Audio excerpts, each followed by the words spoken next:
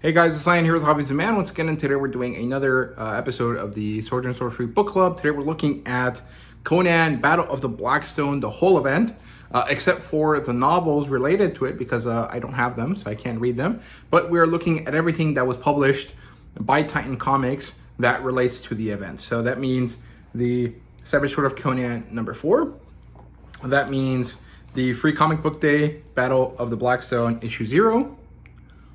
That means issue 1 and issue 2 and issue 3 and issue 4 of the series. And so it's going to be a little bit kind of all over the place. It took me a long time to write this review because of the temporal nature of it, right? So I'll try my best to make sure that this is clear and concise. But if it kind of stretches a lot or maybe it feels a little bit convoluted, just know that the reading experience doesn't actually feel that way. It's just explaining this coherently is a little bit difficult for me specifically. I'm sure other people might have the same issue. So Battle of the Blackstone, the Conan event, the first Conan event that has been published by Titan. This is all under the supervision of Jim Zub. A different set of authors and artists all worked on this though. So we have Jim Zub as the main writer. We have Patrick Searcher as the writer for the Solomon Kane story in Savage Sword. We have Jeff Shanks as kind of Jim's main collaborator most of the time. He helps him with kind of a lot of the lore stuff, right? So they talk about the way that the story goes quite a lot. And Jeff Shanks did his debut as a comic book writer with one of the stories that deals with the Johns, with John Conrad and Kirawan in the Savage Sword. We have Fred Kennedy doing the story for Dark Agnes, which was mostly kind of just her origin story again, so people know who she is. And then we have Ron Mars doing the story for El Borak. And this one was not really an origin story, but it wasn't necessarily the strongest in the set of the Savage Sword of Conan. So that's it for the writers. The artists are quite a bit more. So we have Rob Del Torre as the artist for the cover and some of the artwork inside the Savage Sword. We have Jonas Schwarf as the main artist for the event. We have Nick Marinkovic. We have Fernando Tanino as the writer for the artist for Jim Zub's Savage Sword of Conan story. We have Dean Kotz. I think he worked with Ron Mars. And Eric Donovan worked with Jeff Shanks. We have Andy Bellinger and Nick Perkins, right? So we have a bunch of creators here, and the colorist for the story is João Canelo. I forgot to write him down, but João Canelo, I think he's Brazilian, and I think he follows me on Instagram. So yeah, overall, lots of people here, lots of people working on this. The letterers were Richard Starkins, and I believe there was someone else that was a letterer here. Let's see. Richard Starkins and Tyler Smith from Comic Craft. So there you go. I think they worked on all of the stories, right? So the demographic for this, of course, is adult, and the genre, obviously, sword and sorcery, time travel, and adventure. And it does not have an adaptation, although this would be a pretty cool movie. If they got like an animated movie of this, I would really like it. I think it'd be pretty awesome, right? Because I think that this is a bit too CGI heavy if it was like a live action show or movie, right? And the rating for this story is a 4.5 out of 5. I think it's nearly perfect, but it's missing some things that I would have liked that maybe are not necessary for the vast majority of comic book readers, but they are necessary for me as someone that comes from manga, right? Like I believe that manga, just to the fact that a single volume of manga has 8 to 10 chapters in it compared to the 4 to 5 that you usually get from an American comic book per volume. I'm used to more story for the same, what's it called? Like value of package, if that makes sense, right? So I feel like there was some elements missing here that could have been pushed in further, but in order to do that, you would have had to make more issues, and that is not necessarily something that is worth doing from the perspective of like a comic book company, right? So yeah, the premise here is basically that Conan's first interaction with the Blackstone leads to him and other Howardian heroes, right, heroes of the Howard verse, to have their own experiences with the Blackstone, and then all get pulled together in the Hyborian Age to battle the beast that comes out of this Blackstone. So the beast that comes out of the Blackstone is a Howard thing from the story Blackstone. But in the storytelling that we've had so far, the beast was only introduced later.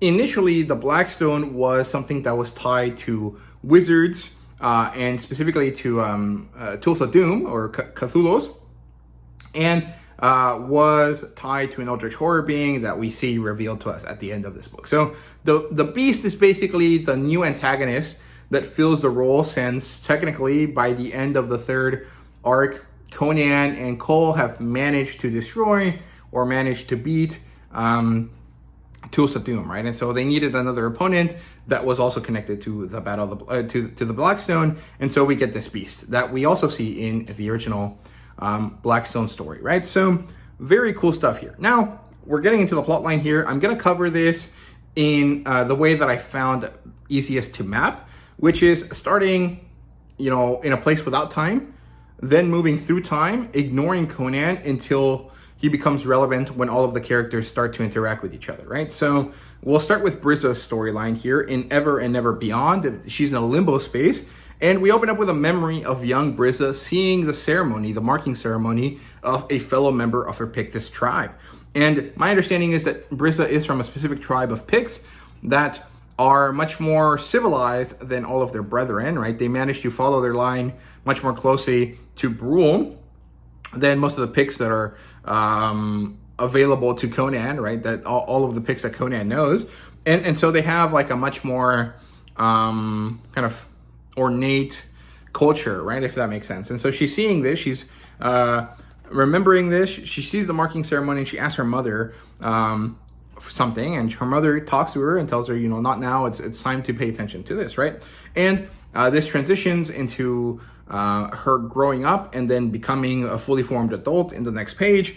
And it retells us her first appearance, which is basically Jim Sub's retelling of his story that he introduced Brizza with, because Brizza is his character. And it basically retells, in a very quick summary, the vast majority of what happens in the first story arc, which is, I think, bound in Blackstone, and then tells us what happened to her. Because at the end of that arc, Conan knows that she disappeared, but he doesn't know why. And we get to see that she had joined the battle again because she wasn't going to wait to weep for Conan if he died.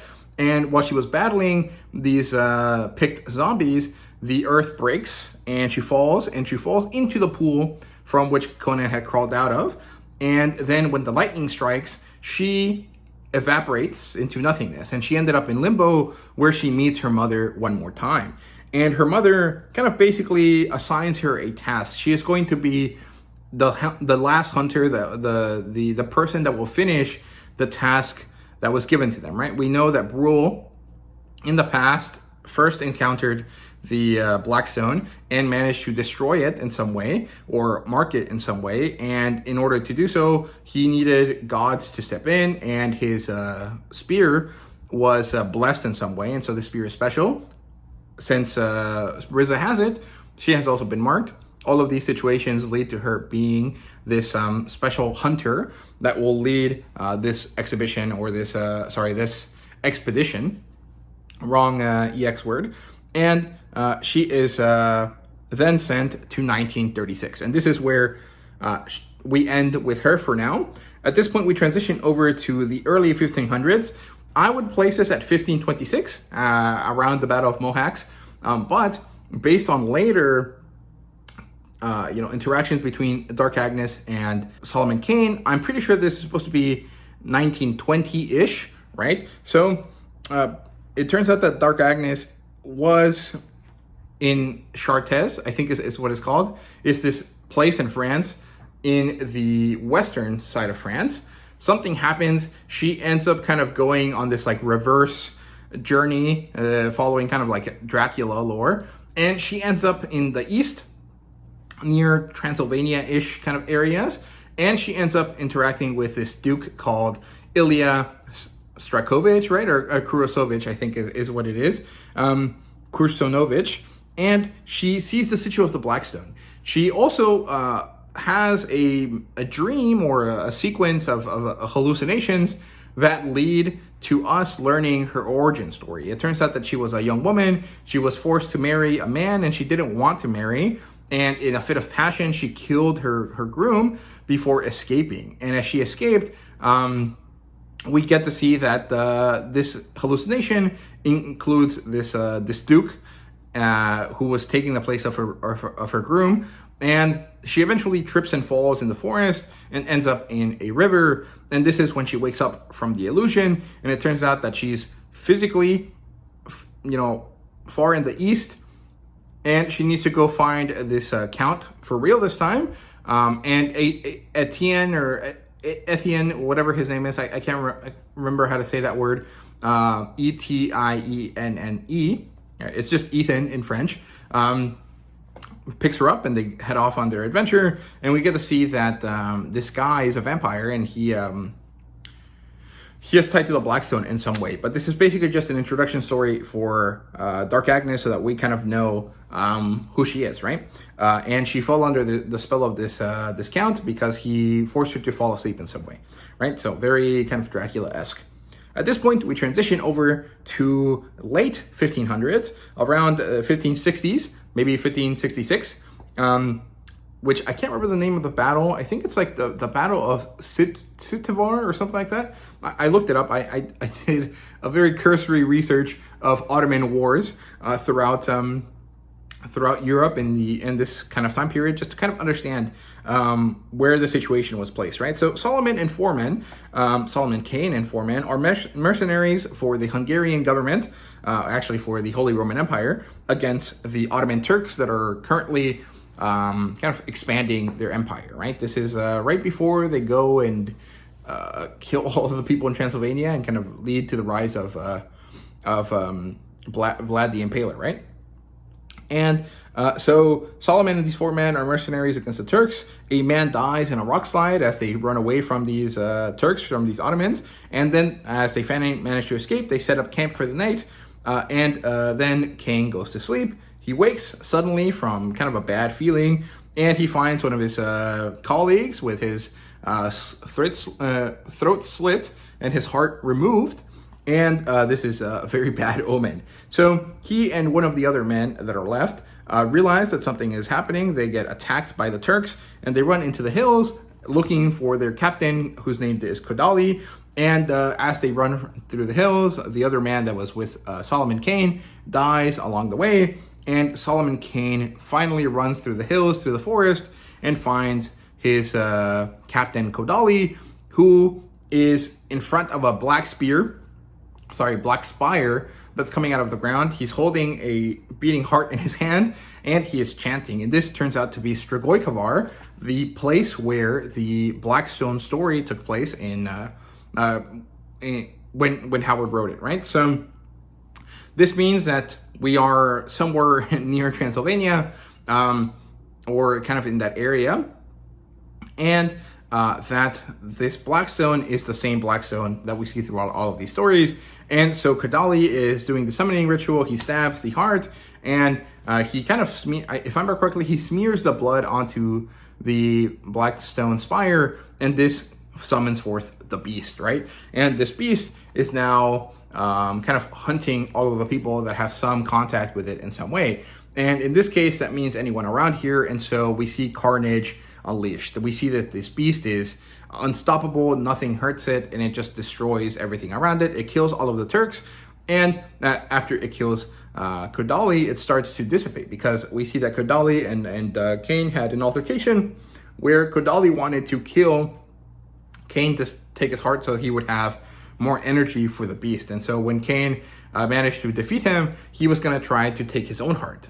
Kane manages to kill him just in the nick of time, and then he prays to God and manages to kind of hold the beast at bay to an extent as it dissipates into nothingness. And so Solomon Kane manages to survive this encounter, and his encounter with the Blackstone cements him as someone that is marked to be hunted for later, right? And so this is kind of the end of the earlier time periods. At this point, we jump over to the 1920s, maybe 1919, I think is actually the specific date.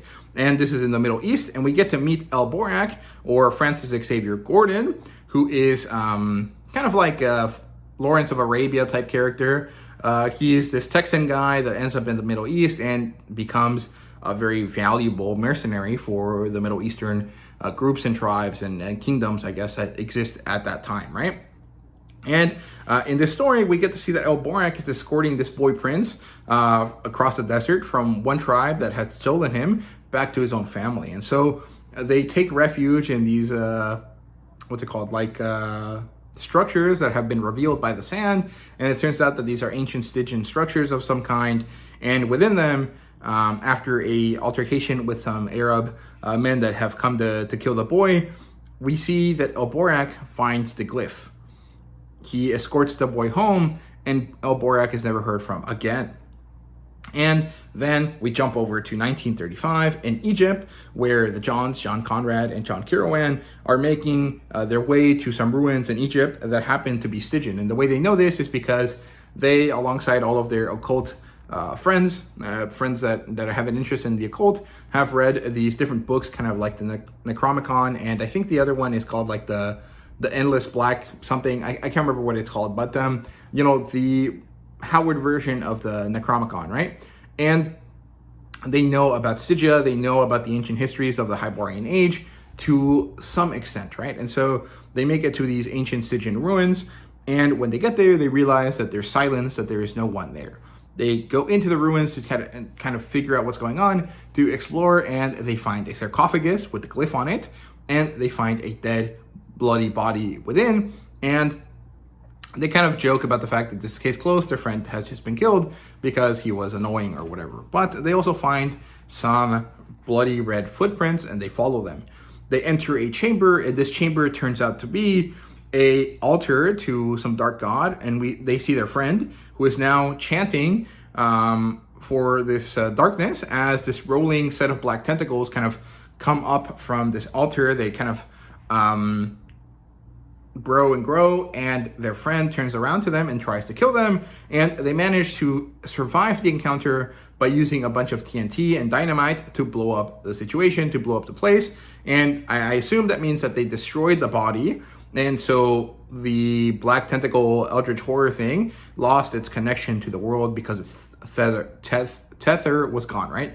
Tether, tether, right? Whatever, however you say that word, right?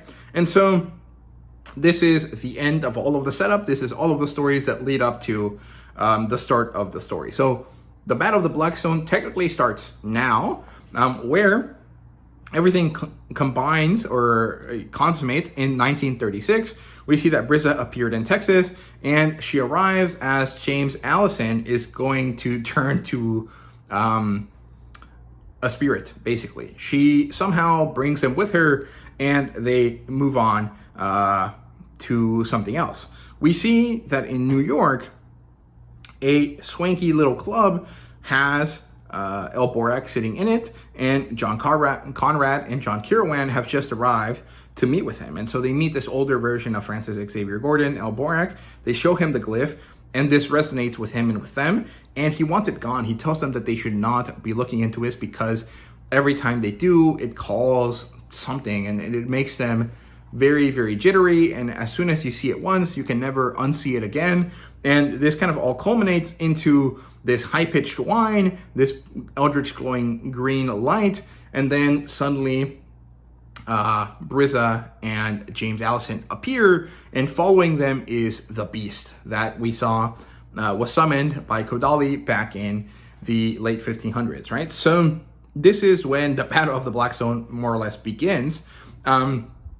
As we see this, we see that Elborak finally has someone that kind of understands what's going on, and he asks James Allison, hey, what does this thing mean, right? This kind of like eye with a mark through it, right? What does it mean? And it means that they are hunted, that they are marked for death. And so at this point, we also have to go back and see what Conan is doing, right? So we see that Conan is now an Aquilonian mercenary. He's protecting this fort in Konahajahara, something like that. And it's annexed Pictish land. The Aquilonians have moved into the Pictish lands. They've managed to control some of it, and they have put up a fort in order to fight back the Picts from returning to their land, right? And he leads a battle against this giant who has this glyph pendant on its body. And when he kills it, he finds the Blackstone glyph. He sees it, and when he does, his memories unleash. And so when his memories unleash, he kind of remembers Brizza and all of the previous adventures that basically just cover the adventures that he had in the 3 arcs that were the first year of publication for Titan Comics, right? So you can just go back and read those if you want to know what's happening at this point, and then come back to the story here to finish it off, right? And so he then is swayed by the Blackstone and tries to control his mind. It sends him a vision where it kind of turns him back into a monkey man, right? This kind of Neanderthalic, kind of like Australopithecus kind of looking character. And he has to fight against a bunch of other monkey men. And eventually he kind of crawls his way back to real civilization, to real humanity, I guess you could call it. And when he does, he is rewarded by kind of like all of the women that he wants, right? He is given a lustful vision at this point at a whorehouse. And then as he kind of goes through the motions there, he realizes that this isn't really real, right? And so the Blackstone at this point turns all of the beautiful whores into demons and monsters and kind of succubi and vampires and stuff like that. And so he breaks free of the vision, and he wakes back up at the camp with the glyph in his hand. He then goes back to the fort, and later that night he kills an Aquilonian that was teasing him. They were kind of having a friendly spar, and he kind of gets really into his berserker rage, into a bloodlust, and he kills this man. And in his, I wouldn't say guilt, but in his like understanding that he's not in control anymore, he decides to escape and go find answers. And so he goes deep into Pictish land. He goes and finds a Pictish camp, and he realizes that all of these Picts are under the sway of the Blackstone. They have these glyphs everywhere. They're kind of torturing each other, and things are going to be pretty bad. And this is when kind of our timelines converge, and we see that Conan also sees James Allison, and we then see that Dark Agnes and Solomon Kane also see James Allison, and what he's talking to Elborak is actually being shown to everyone, or everyone is hearing what he's saying, right? And everyone knows that they are hunted, that they are marked for death. And so the beast crashes through the building in 1936. It charges all around. Elborak tries to kill it, to fight it, and it turns out that he can't. Brizza appears in this moment, and she stabs the beast, and the beast kind of recoils from her because she has a sanctified spear that can actually affect it, right? And it manages to escape, and when it does, there's a quiet moment before everyone is thrown back in time to the Hyborian Age. And this is when Conan and Brizza reunite. They share some love for each other, some tender words for each other. And then we get to see that Solomon Kane gets really angry because he is very upset at what's going on here. He's like, dude, what the fuck just happened? Why is this, ghost here? What are all these people? Where are we? Why are we here? And he yells at Brizza, who seems to be the person that knows what's going on. And as he does this, he also points his gun at her. And when he does this, Conan loses it. And so this is when we see Conan fights Solomon Kane. And this is actually a pretty cool fight. I mean, Solomon Kane and Conan and a lot of these characters are all pretty similar to each other. And they all have this kind of like wily strength to them. So it's really fun to see them kind of just going at it. And as they're doing this, Kirawan is trying to kind of get them to calm down, to relax, and to not be so crazy, but it's not really working.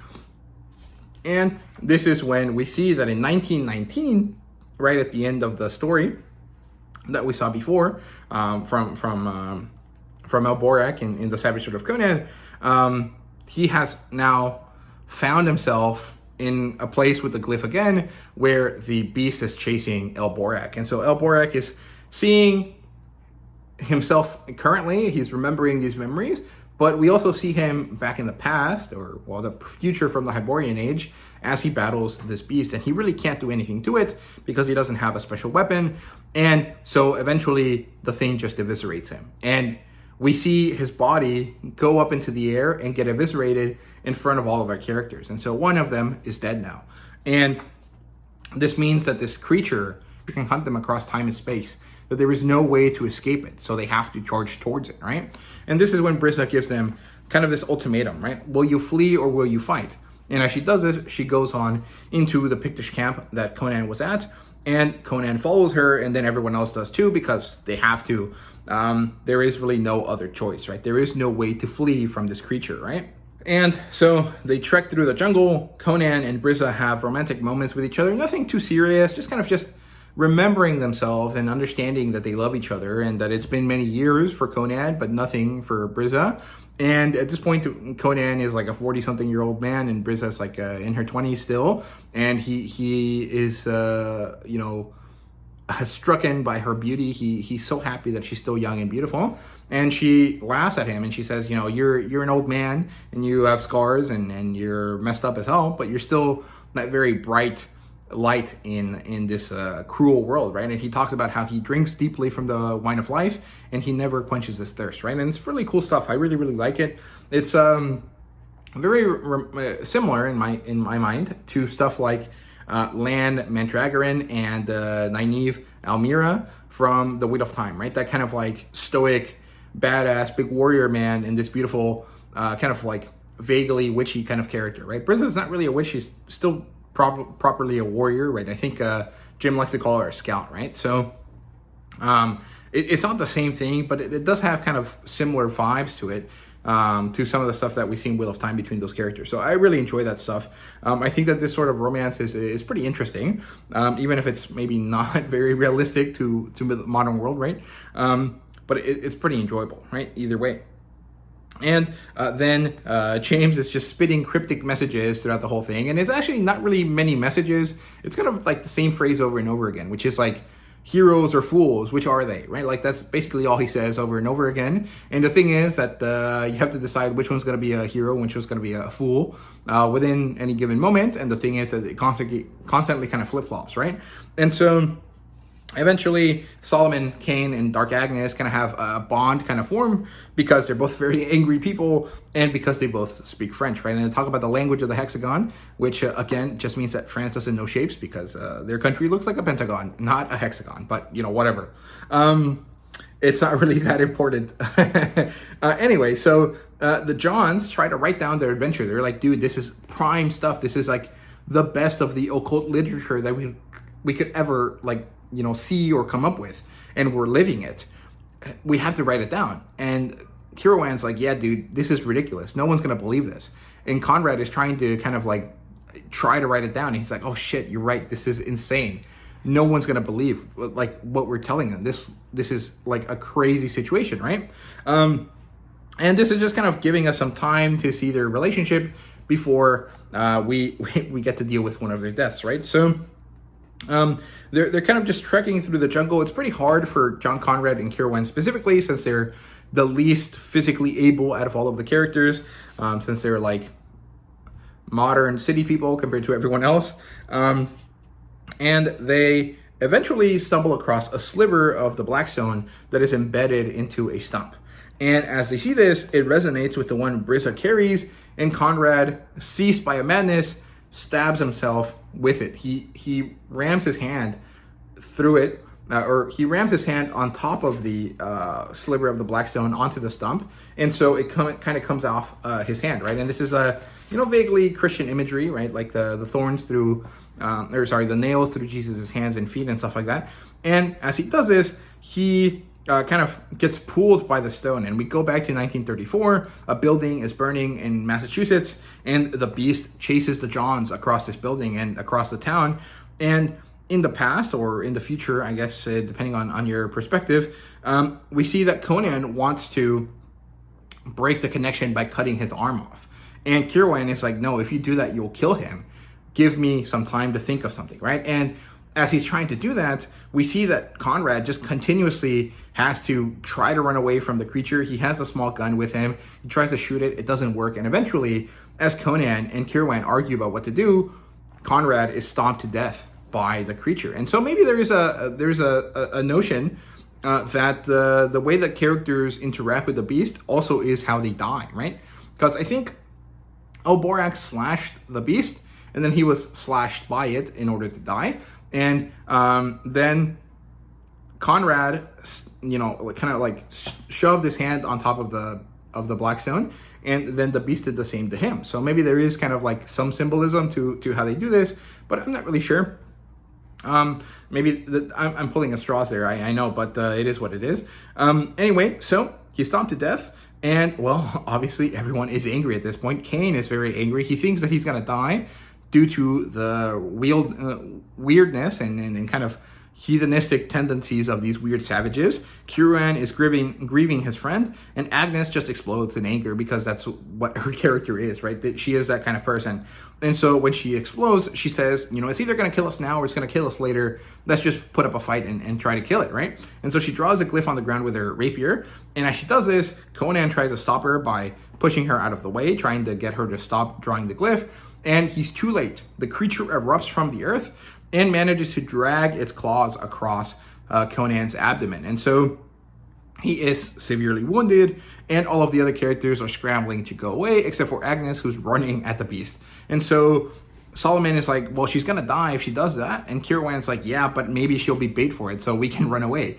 And so they all move quickly. Brizza, Fireman carries Conan, and they run for hours away from the beast, as we see that the beast and Agnes are fighting each other, and she is bitten in half. And I guess that kind of theory that I had doesn't work, although she does flash at it, so there is some element that she is trying to cut it in half, and in fact it succeeds in cutting her in half. So maybe there is some credence to it. I'm not really sure, but she gets eaten, and Brizza carries Conan away. Hours later, Conan is dead, and Cain is about to pray for his passing when everyone starts to disappear. Their tether or their connection to this age is gone, because Brizza is not really from this age anymore. She is now kind of a spectral creature that exists, outside of time and space, kind of in the light side of like the Eldritch beings, right? Who also live, outside time and space, but kind of in the negative version. And as they do this, Kieran decides that he has to do something. So he remembers an ancient ritual. He stabs himself in the eye, kind of incurring a sacrifice, and then uses this to find pathways in time and space to do, the right move. And so he finds that he needs to connect with Conan, he needs to connect with Brizza and Solomon Kane, and together, them together, alongside James Allison, will be able to bring life energy back into Conan. And so they do this, and Conan comes back to life, screaming in pain and horror as he deals with this. And so he is now once again alive. And this is when the Battle of the Blackstone finally reaches its climax. It's time to end everything, because now that Kieran has done this, he has lost an eyeball, but in return has gotten sight beyond sight. And so he can see kind of spectral situations, right? And so he sees that these spectral Pix, right? These ghosts of the Pix in glowing green eldritch light move towards a certain region. And so they all follow them, and they eventually make it to what I'm guessing is supposed to be the Hyborian version of Strigoi Kavar, and see this big black sarcophagus, which I think is actually reference or similar to the one that we see at the end of issue 12, right, where Cthulhu's is, or Tools of Doom. I'm not really sure though. Don't quote me on that, but I think that that's connected there. And above it, in a glowing egg ball shape, is the beast. And so this is the battle, the final battle. The confrontation starts now, and all of our heroes join forces and charge and attack. And we see that John Kieran starts the battle by shooting eldritch beams out of his eyes, very like what's it called, Scott Summers from the X-Men, right? He shoots this eldritch beam, he kind of mows down a bunch of evil Pix, and then everyone else charges in. And as they charge forward, Conan and Brizza keep up with each other. They rush farther and farther into the battle, and Cain realizes that he is not the hero of the story. He is rather a side character. He is the distraction, the one that is going to keep all of the Pix at bay so that they can reach the central destination, so that they can reach the sarcophagus. And it's actually Brizza that ends up being the person that lands the killing blow, but Conan is the reason why everyone is here, right? And so, it doesn't really matter who's the main character, but Conan is the reason everyone exists. Brizza is the one that lands the killing blow, and she stabs the sarcophagus with her special sanctified spear, and she destroys it. This creates kind of like a bomb effect, and then the timelines change. And the way that was actually possible is because of James Allison's ability. His ability or his power is basically that he can access his genetic memory, right? So kind of like in Assassin's Creed, he is the person that can do that naturally, right? And so in kind of, Jim likes to use this as a way to connect the timelines across all of the Howard characters, right? And because of his connection to the Blackstone in this event, that also means that he can kind of use its power to bend reality alongside the use of his own powers or his own abilities. And so he manages to change reality so that the beast can die. And so Conan kills the beast. This allows Brizza to stab the sarcophagus, and that's when it explodes. And then everything goes back in time. All of the characters are placed back in their own timelines. The glyphs now disappear. There are other things. And all of our characters are back to where they began. There has been no changes to their lives, but they have lived this adventure that is kind of hidden away within this little loop of time, right? And then we see that Brizza and James are now the spectral warriors that must prepare for the coming of Shumagoroth. James has been tied to Brizza's spear. He now glows blue instead of green, and Brizza now finds herself in the land between time, right? Or whatever it's called, the land beyond dreams and nightmares or something like that. And this is where Conan met Brule earlier in the storyline. So very cool stuff. I really like how all of this works. We get this final kind of like teaser slash post-credit scene kind of feeling thing where we see that Shumagoroth is this planet-looking thing that is actually writhing with tentacles, and across its surface are a bunch of different beasts of the Blackstone. And it opens its eye, and we know that Shumagoroth is coming. So very cool stuff. Overall, this was a great storyline, a very good plot line. There are a few things here and there that I kind of, feel should have been more important. One, I think that it's not necessary, but I would have liked to know how they can all speak English to each other, because it's not important per se, and I can suspend disbelief enough to not care about it. But one simple phrase that says, thanks to the fact that they all know James Allison exists and the fact that he can speak all of these languages because he has genetic memories of all of these people, they can all communicate, or that he ties them together with his eldritch power, and so that's why everyone can understand each other. I don't know, something like that would have been nice. There's another moment later where Conan sees a gun, he sees it fire, and he's not immediately interested. This feels like something Conan would be really interested in. This is a weapon that can shoot from miles and miles, right? Or 3 or 4 times as much, distance as anything that he knows. It's technology that is insanely advanced compared to him. And yeah, maybe it's not as good as magic, but I feel like this is a very valuable weapon for someone that continuously has to fight wizards, right? So I feel like there was a, you can't make Conan know about guns, but also maybe you can, because he won't remember this, right? So I would have liked to see another interaction between him and Solomon Kane and Agnes to talk about, what is this thing that you have, this thunderstick, this gun, right? So I feel like that's another missed opportunity. Even if it ends up with Conan being like, oh, that allows you to kill people from too far away. It's not good, right? It stops people from being valuable warriors. So it's not good. Something like that would have been nice. Not entirely necessary, but I would have liked to see that happen. And then there is another situation where we see that Dark Agnes and Solomon Kane talk about timelines, right? Or what time period they're from. And there's a 50-year gap between them. And there's no desire from Dark Agnes to know about what happens in the future. What happens in 1550? Do I still find myself alive? Do you know my name? Has my name echoed across the ages beyond my life? I feel like those would be questions that Dark Agnes would ask, and they weren't asked. And the reason for this is that there's only 4 issues to this story, right? Well, technically there's 6, but there's only 4 issues. And obviously these kind of plot points or these kind of moments are not important to the plot. They're important to the characters. And so they're probably just cut out or not even included or not even thought of because they're not important to, getting from point A to point B. But as a fan of these characters, I want to see them interact. I want to see these questions and these answers and these interactions between them.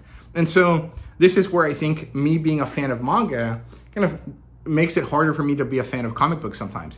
Because in a manga, a single volume would have 8 issues, right? And the issues are the same length as the American ones. They're usually 20 pages. And so a volume of manga has twice as many issues as a volume of comic books, at least the ones that Titan releases, right? Because usually they do 4 issues per book, right? And so in like the same amount of content per se, one volume, I feel like there's way more time to explore character dynamics in manga compared to comic books, right? And I guess some of these comic books are actually like 32 pages. So, I mean, maybe the math there is wrong for me, but I hope that you guys understand what I'm saying here, right? That I feel like there could have been more time spent on making the characters interact with each other and kind of maybe grow some level of camaraderie with each other based on these kind of differences, right? Or maybe Conrad and Kirwan wanted to ask Conan, hey, what is the Hyborian age like? Like, you deal with wizards on the regular basis. What is that like? What is magic like in a time when magic is powerful and present and very available, right? You know, that sort of stuff. It feels like it should have been there.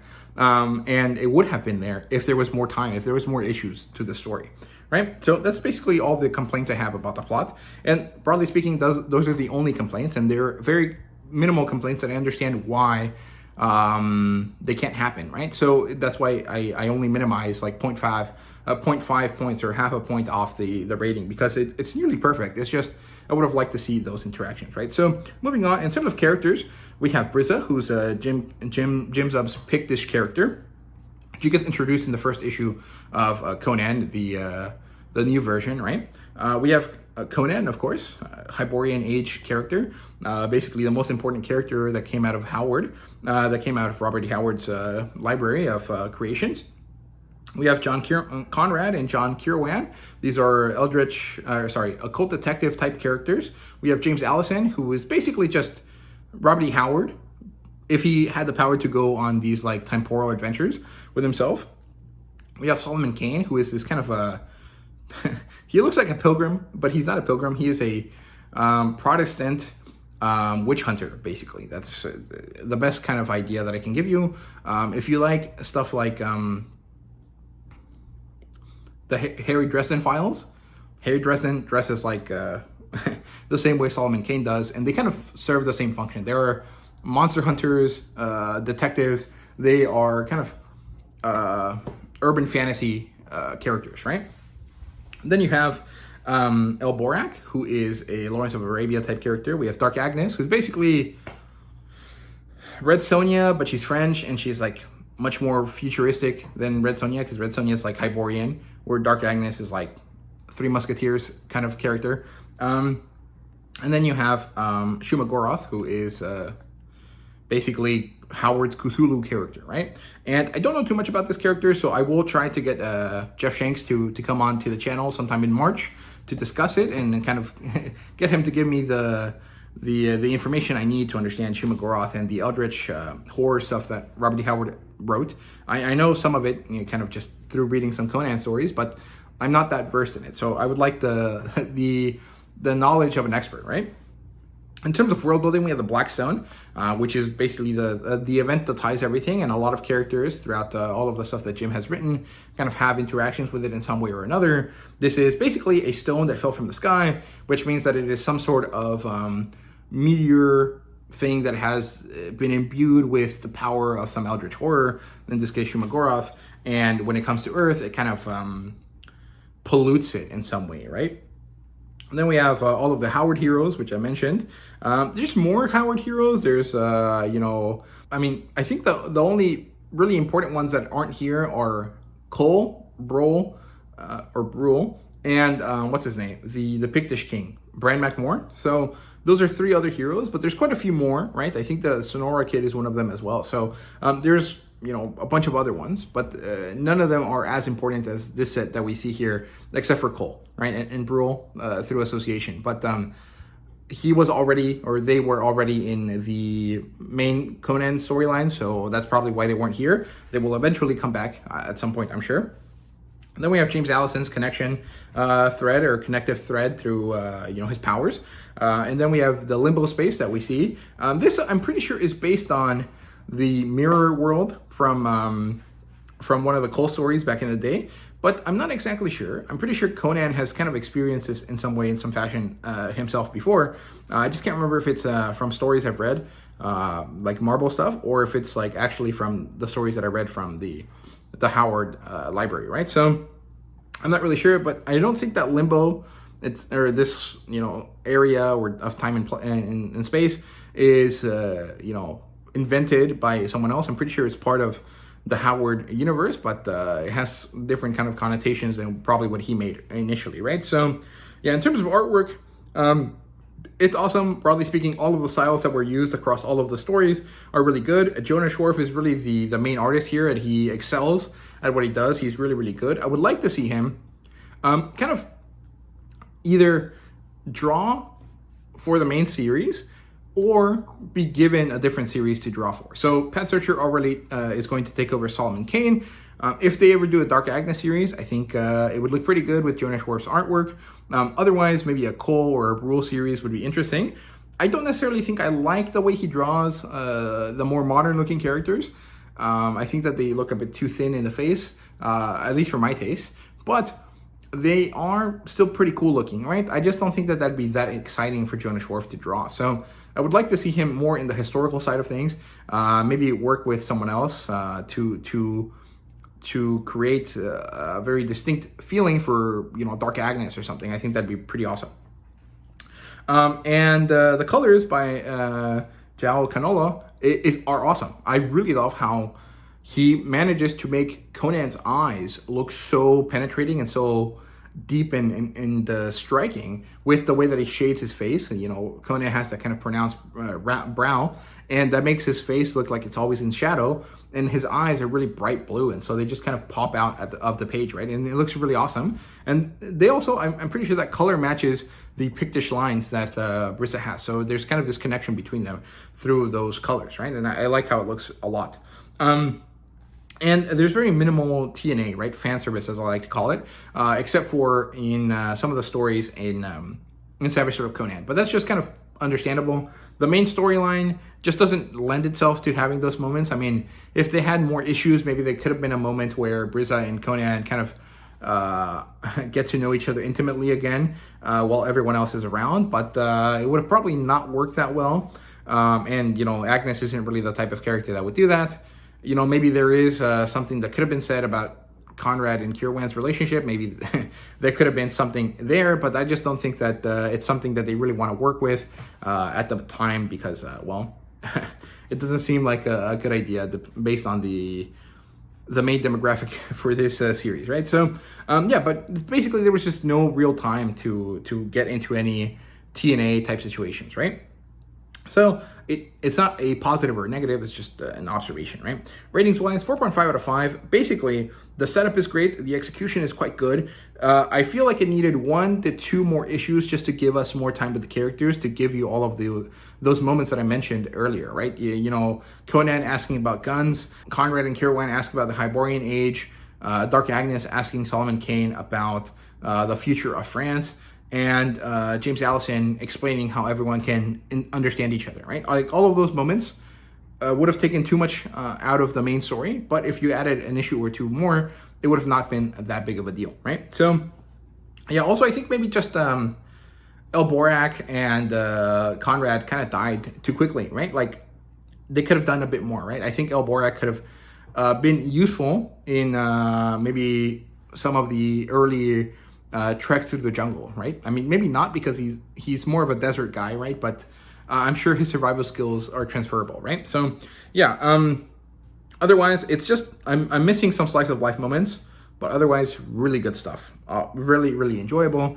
Jim Sub did a great job here. This is significantly better than his previous attempt, The Serpent War, I remember. I think that's what it was called. Yeah, I'm pretty sure that's what it was called. And,